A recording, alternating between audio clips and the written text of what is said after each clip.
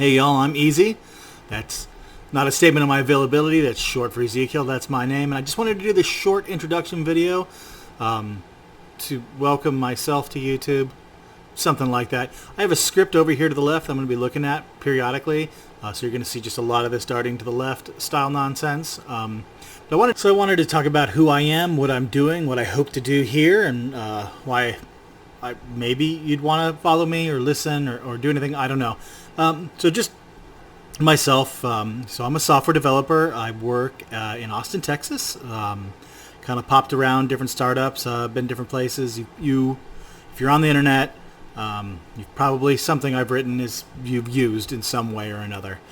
I'm focused primarily on Android, although I've got code in production that covers front end, back end, SDKs, telemetry data, a little bit of everything somewhere out there.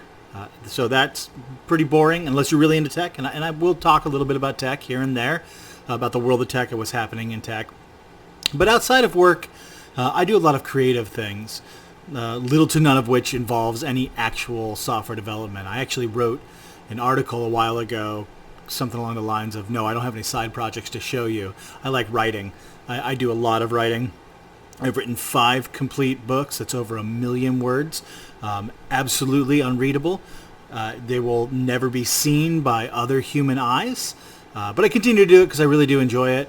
You go back far enough, you'll find some cracked articles I wrote before cracked whatever tentacles of Cthulhu came down and destroyed what was once a pretty awesome publication. Anyways, so I like to do a bunch of little kind of creative things off to the side, like writing.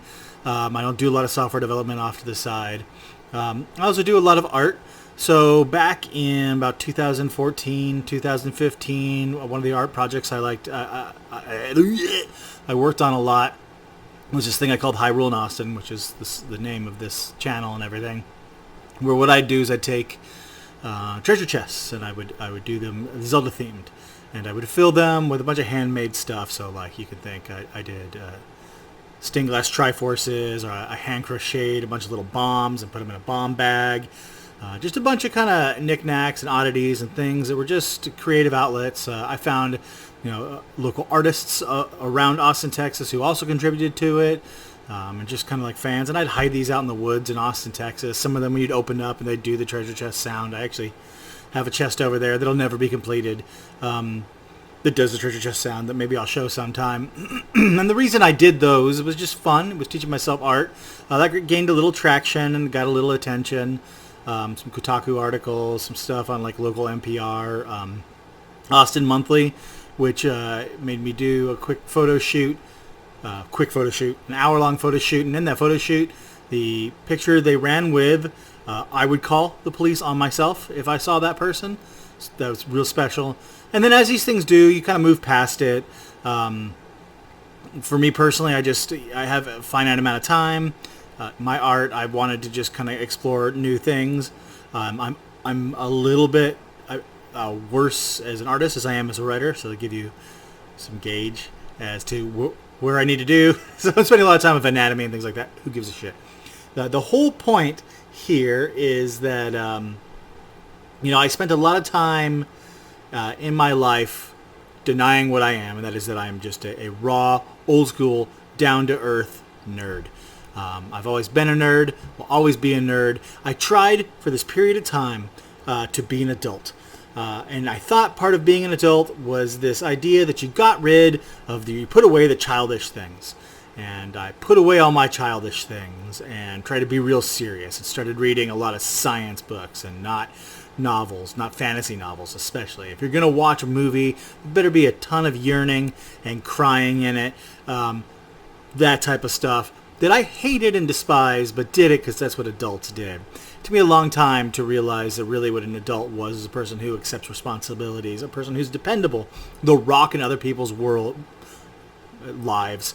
That being an adult is not getting rid of other things, but augmenting your life with a level of responsibility that is ultimately undeniable. Now, at this amazingly advanced age, I've kind of re-embraced just what I am, and I found myself rediscovering nerd stuff. rediscovering those things that I used to love. I mean, now we're talking old school. So back in the day in the 80s was one of the first moral panics. At least the first, I'm sorry, it wasn't one of the first moral panics. It's the first that I got to see. And that was when the Satanic Panic made its way through America. And part of that was that D&D was evil. It caused people to believe in the devil and worship the devil and eat babies, which of course we all did, but it was overblown. And so D&D was banned from school, and so we just invented, in elementary school and in junior high, I guess it was primarily in junior high, we invented clubs. Like this was the cool guy cleaning up the hallway club, and this was study group where we'd just go fucking roll dice all day long. That's what we did. And so we just kind of hid nerd stuff. And then in high school, you really had to hide nerd stuff if you were a heterosexual male and you wanted any chance to touch things that belonged to, and so that's when Bobby don't play video games. That's nerd stuff. I'm too cool for that. I was easily the world's most annoying high schooler. I'm also, we'll just let that go. So now what I want to do is just celebrate all things nerd. So there's plenty of drama channels out there. There's plenty of channels out there that are there to just tear things down, to be aggressive, to mock. I don't want to do that. Now, that's not to say that this is going to be a bunch of Pollyannish nonsense. I'm not here to just prop everything up and the world is beautiful and let's dance. There's issues. Things are deserving of criticism and they'll get that criticism. But I want to focus primarily on celebrations. And hopefully in time I'll be able to talk to interesting people. We can look at interesting things. And I have no idea why you'd want to watch or follow me, which isn't the most confident thing that you want to throw out there in the world. But I am. Look at me. This is what you see here. There's plenty of people out there that look like me that are doing these things. I don't know what else I bring, but I hope I bring something unique. I hope I bring something different. I've had enough little minor things get some attention here and there that I hope that this can too, in a fun and exciting and new way. So if you've made it this far and you've listened this far, I really appreciate that. This is going to be an embarrassing adventure. I'm a kinetic learner, so I'm really going to be piecing this together as I go. So there's going to be a lot of mistakes, a lot of stuff that other people have solved, that they have professionals doing professional grade stuff. They've been doing this for 10 years. I understand what's happening. I'm going to repeat those mistakes over and over in real time in a very public way. So I appreciate that. Maybe that'll get you to watch as you get to see somebody embarrass themselves in the real world. And then finally, I think that we're at a particular time in the world where a lot of people expect to know your politics, your stance on things. So here's what I'm going to say. To the degree that it is entirely possible, I'm not going to bring any type of politics in here. If you're looking for radical, spicy takes, just crazy nonsense and bashing this and taking it, I'm not going to do that. I will say that while I do fall left of center, I think a lot of things that are happening on the left, if you are fall in line with them, you probably don't want to follow me. I'm probably the most cancelable person out there. My name is everywhere. It's easy to find that name because there's only 2 people I know of on earth that have my name.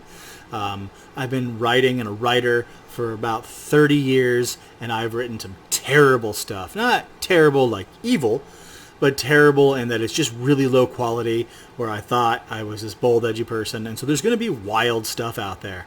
It just exists. And if you want to be offended, you're going to be offended by me. And I make no apologies for those things. It's just the process of learning. I only apologize to people that I've directly hurt or injured. And so that's not happening. And then as far as, like, again, those political things, right? So I'm a person who still believes in meritocracy. I think it's the best engine we have. I think the problem is that not everybody gets to get to that engine and demonstrate their meritocracy. So the solution to that is to have a more equal opportunity situation and find those problems where that's broken down. And that is not a popular opinion on the left anymore. Meritocracy is seen as inherently evil. I don't believe it is. I believe that it's inherently positive, but we aren't getting people to that stage. Anyway, those are the politics that you might really not like. I'm really into separating the artists from the art to the degree that that is possible. It's a spectrum. It's not a binary. I also celebrate everybody's right to live the life that they see most fit, to the degree it doesn't hurt somebody else. If your life that you see most fit is cannibalism, I don't really support that particular one. That's intentionally lunatic statement for me to make, pointing out that yes, not everybody can live the life they see fit if it hurts somebody else, but otherwise I just don't care. I'm really interested in who you are as a person and the morals you bring forward. So there's my political stance. Thank you so much. My next video, we'll try to have less less vernacular tics. Will be a little more scripted or a little less scripted, and it's going to be on, if you can see this, Cannibal Corpse.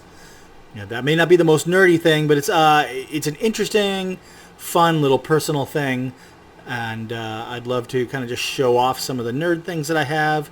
And I happen to have a Cannibal Corpse original album cover, and I think I have a fun little story behind that, and communicating with Vince Locke, the artist, and what it meant to be able to be in a position in life where I could get that. So I'll plan that video next. Thank you so much for being here and tolerating me.